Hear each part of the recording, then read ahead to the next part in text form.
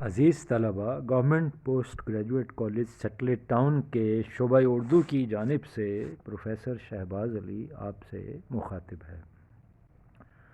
آج کے اس لیکچر میں ہم حصہ نظم کی نویں نظم جس کا عنوان ہے تغیر، اسے ہم پڑھیں گے، اور تغیر کو احسان دانش نے لکھا ہے۔ احسان دانش کا پورا نام احسان الحق ہے اور وہ دانش تخلص کرتے تھے۔ بھارت کے صوبے اتر پردیش کے ضلع کاندھلہ میں پیدا ہوئے۔ آپ نے چند جماعتیں پڑھیں مگر غربت کی وجہ سے تعلیم کو خیر باد کہنا پڑا، یعنی چھوڑنا پڑا۔ بچپن سے مزدوری کرنے لگے، اینٹیں ڈھوئیں، معماری کی، چوکیداری کی، چپراسی اور مالی بھی رہے۔ مگر اس محنت مزدوری کو انہوں نے کبھی آر نہ سمجھا، مراد کبھی شرم محسوس نہیں کی، بلکہ مزدوری کے ساتھ ساتھ اپنی قابلیت کو بڑھاتے رہے اور نوجوانی ہی میں ملک کے نامور شعراء میں ان کا شمار ہونے لگا۔ احسان دانش کو مزدور شاعر کا لقب ملا۔ احسان دانش کا معیاری شعر کہنے والوں میں شمار ہوتا ہے۔ انہوں نے نظم اور غزل دونوں میں ندرت فکر اور جدت پیدا کی، یعنی نیا خیال اور نئی سوچ سامنے لے کے آئے اپنی شاعری کے ذریعے۔ ان کی شاعری اسلامی اور مشرقی اقدار کی آئینہ دار ہے۔ تو شاعر کے مختصر سے تعارف کے بعد ہم آج کے اس لیکچر میں اس نظم کے دو شعر پڑھیں گے، یعنی پہلا اور دوسرا۔ سب سے پہلے پہلا شعر، اس کے بعد مشکل الفاظ کے معنی کی تشریح، اور پھر ہم شعر کی تشریح کی طرف جائیں گے۔ مشکل الفاظ کے معنی اور پھر ہم تشریح۔ اے ہم نشیں کلام میرا لا کلام ہے، سن زندگی تغیر پیہم کا نام ہے۔ ہم نشی کے معنی ساتھ بیٹھنے والا، دوست یا ساتھی۔ کلام سے مراد بات یا شاعری۔ لا کلام کا مطلب شک و شبے سے بالاتر، جس پر شک نہ کیا جائے۔ اور تغیر پیہم، مسلسل تبدیلی، مسلسل انقلاب۔ اس نظم کا جو عنوان ہے تغیر، اس کا مطلب ہے تبدیلی، چینج۔ اب ہم بڑھتے ہیں اس شعر کی تشریح کی طرف۔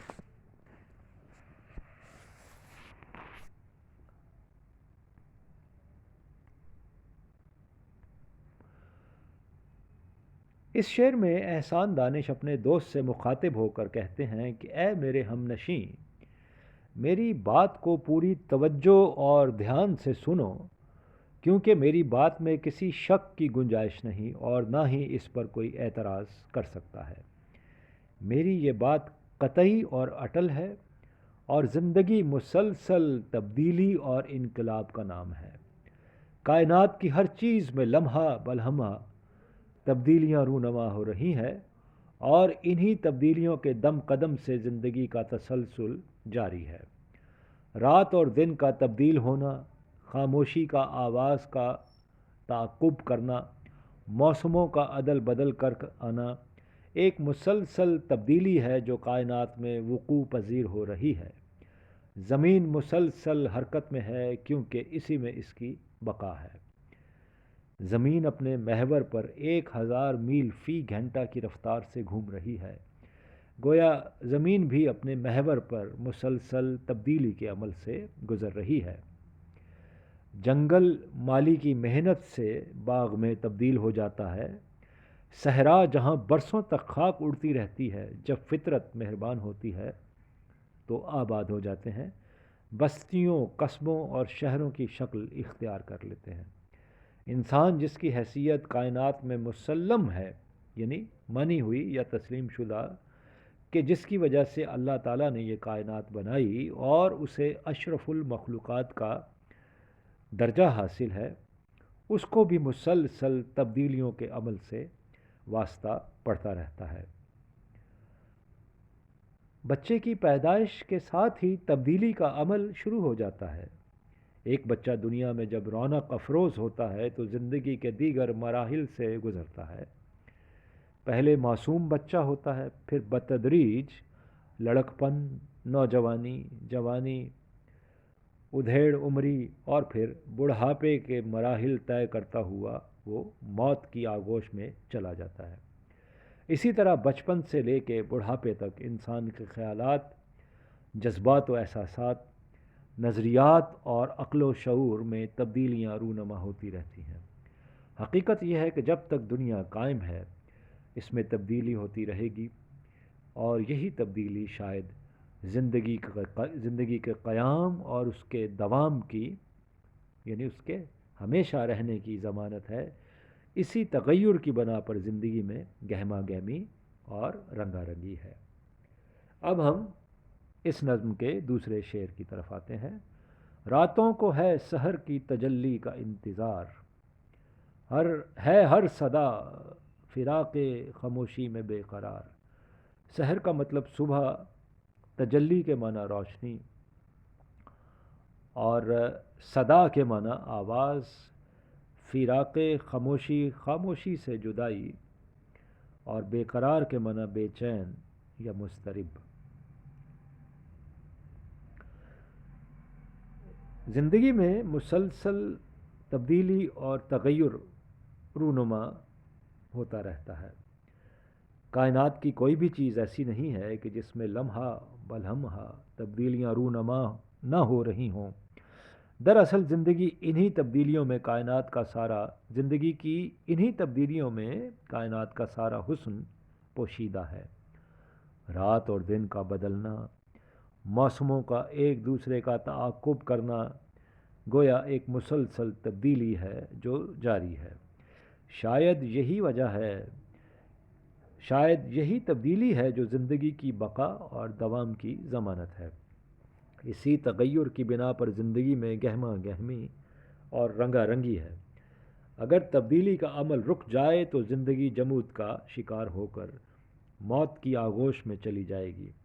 اسی لیے کائنات کی ہر چیز تبدیلی کے عمل سے گزرنے کے لیے ایک دوسرے کے تعاقب میں رہتی ہے۔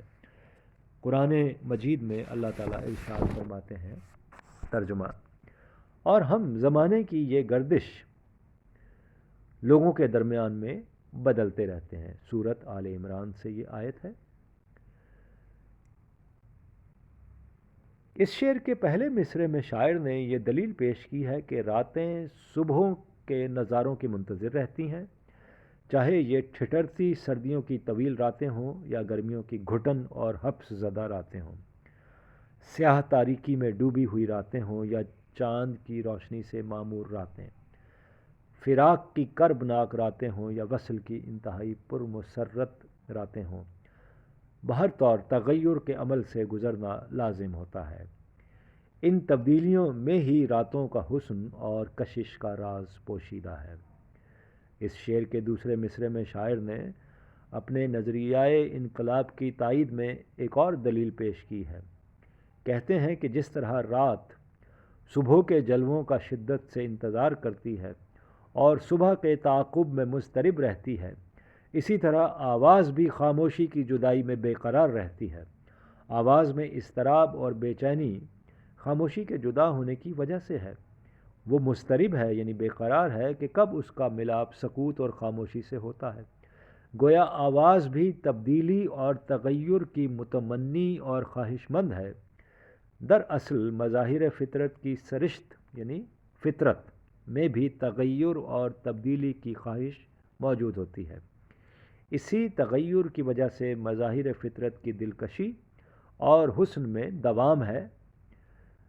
اگر آواز کا دورانیہ طویل ہو جائے تو شور و غل کا روپ دھار کر اکتاہٹ اور بوریت کا باعث بنتی ہے۔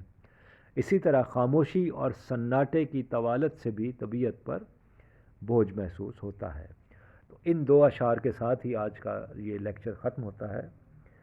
اگلے لیکچر میں اس نظم کے اگلے دو اشعار آپ کو پڑھائے جائیں گے۔